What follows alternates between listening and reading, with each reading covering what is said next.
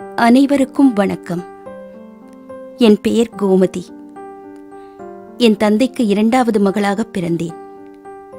என் தந்தையாரின் நினைவு நாளில் அவரை பற்றிய உண்மைகளை உலகிற்கு எடுத்துச் சொல்லவும், அவரை தவறாக சித்தரித்தவர்களுக்கு உண்மையை தெரியப்படுத்தவும் எனக்கு ஒரு பாக்கியத்தை ஏற்படுத்தி தந்த என் தந்தையாருக்கும் இறைவனுக்கும் முதற்கண் என் நன்றியை அவர்களின் பொற்பாதத்தில் சமர்ப்பிக்கின்றேன். மும்பை வாழ் மக்களின் அன்பிற்கு பாத்திரமாகவும், வாடிய மக்களுக்கு வள்ளலாகவும், பசித்தவர்களுக்கு அக்ஷய பாத்திரமாகவும், ஆதரவற்றவர்களுக்கு அன்னையாகவும், ஜாதி மத பேதமின்றி அன்போடு உதவி செய்து மும்பை வாழ் மக்களால் வரதாபாய் என்ற செல்லமாக அழைக்கப் பெற்றவர்தான் வரதராஜ முனுசாமி முதலியார் அவர்கள். முனுசாமி துளசிபாய் தம்பதியருக்கு 1925ஆம் ஆண்டு சென்னையில் 8வது பிள்ளையாக அவதரித்தவர் திரு வரதராஜ முதலியார் அவர்கள். சிறு வயதிலே தாய் தந்தையை இழந்தார். ஆற்றுவார் தேற்றுவார் இல்லாமல் தவித்தார். சென்னை மயிலாப்பூர் ராமகிருஷ்ணா மெஷின் டெக்னிக்கல் இன்ஸ்டிடியூட்டில் கல்வி பயின்றார். சில காலம் ஷோபனா ஸ்டுடியோவில் பணியாற்றினார். பின்பு தனக்கென ஒரு இலக்கை நிர்ணயித்து மும்பைக்கு சென்றார். 1951ஆம் வருடம் மும்பை வீட்டி ரயில்வே ஸ்டேஷனை தனக்கென ஒரு அடையாளமாகவே மாற்றிக்கொண்டார். நல்ல நண்பர்களின் நட்பால் தனக்கென ஒரு இடத்தையும் அங்கீகாரத்தையும் ஏற்படுத்திக் கொண்டார். பலதரப்பட்ட மக்களின் குறைகளையும், பசித்தவர்களுக்கு உணவையும், அடைக்கலம் என்று வந்தவர்களுக்கு ஆதரவு கொடுத்து ஒரு வாழ்க்கையையும் உருவாக்கி கொடுத்தார். தமிழ் மக்களின் பாதுகாவலராக திகழ்ந்தார். மும்பையில் வரதாபாய் என்ற செல்ல பெயருடன் வலம் வந்தார் என்று சொன்னால் அது மிகையாகாது.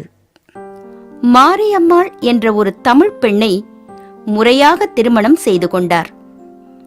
இவர்களுக்கு 4 ஆண் பிள்ளைகளும் 3 பெண் பிள்ளைகளும் பிறந்தார்கள். தன் பிள்ளைகள் மீது அளவு கடந்த அன்பையும் பாசத்தையும் ஊட்டி வளர்த்தார்.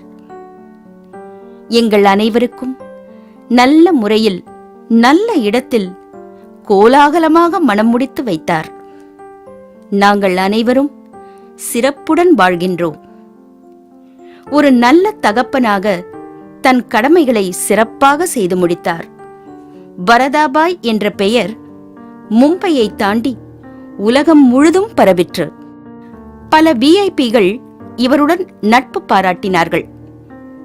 பாலிவுட் நடிகர்கள், நடிகைகள், தயாரிப்பாளர்கள், தொழிலதிபர்கள், அரசியல் பிரமுகர்கள், தமிழ்நாட்டின் அப்போதைய சிஎம்மாக இருந்த திரு எம்ஜிஆர் அவர்களும், நடிகர் திலகம் சிவாஜி கணேசன் அவர்களும், இன்னும் பல முக்கிய பிரமுகர்களும் என் தந்தையாருடன் குடும்ப நண்பர்களாக பழகினார்கள்.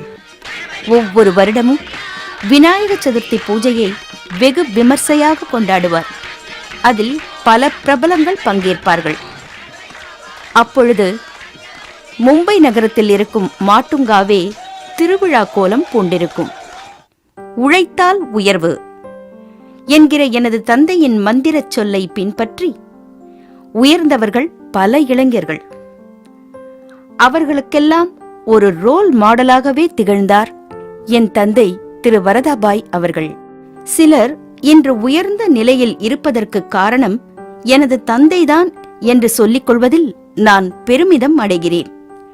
குறிப்பாக ஏழை எளிய மக்களுக்கு தொண்டு செய்வதில் மிகுந்த கவனம் செலுத்தினார் எனது தந்தை. இவரது வாழ்க்கை வரலாறு பாலிவுட்டில் திரைப்படமாக உருவானது.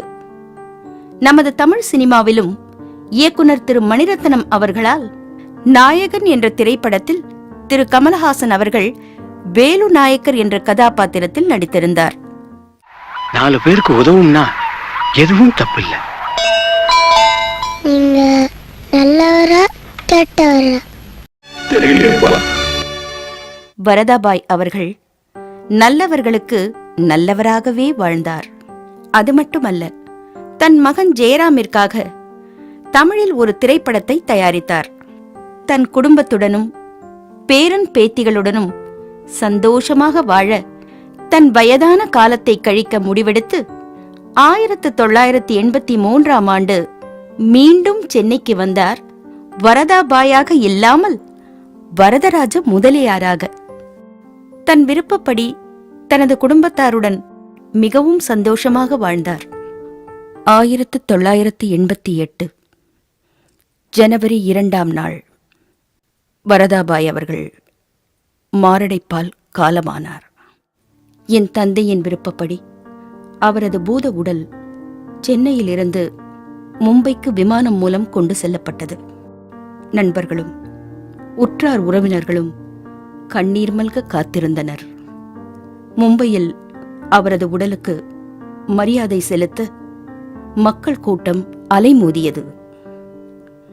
தாராவி, மாட்டுங்கா, கோலிவாடா போன்ற நகரங்களே ஸ்தம்பித்து போனது. இருந்தாலும் மறைந்தாலும் பேர் சொல்ல வேண்டும், இவர் போல யாரென்று ஊர் சொல்ல வேண்டும் என்ற வாக்கிற்கு இலக்கணமானார். வரதாபாய் என்ற பெயர் மும்பை சரித்திரத்தில் நீங்கா இடம்பெற்றது. இவரால் தமிழ் மக்களுக்கு மும்பையில் தனி மதிப்பும் மரியாதையும் ஏற்பட்டது. வரதாபாய் அவர்கள் ஒரு சரித்திர நாயகனாக மட்டுமல்லாமல் மக்களின் உள்ளத்திலும் இல்லத்திலும் இன்றும் வாழ்ந்து கொண்டிருக்கிறார் நமது வரதராஜ முதலியார் அவர்கள். தென்பாண்டி சீமையிலே தேரோடும் வேதியிலே மான் போல வந்தவனே யாரடித்தாரோ யாரடித்தாரோ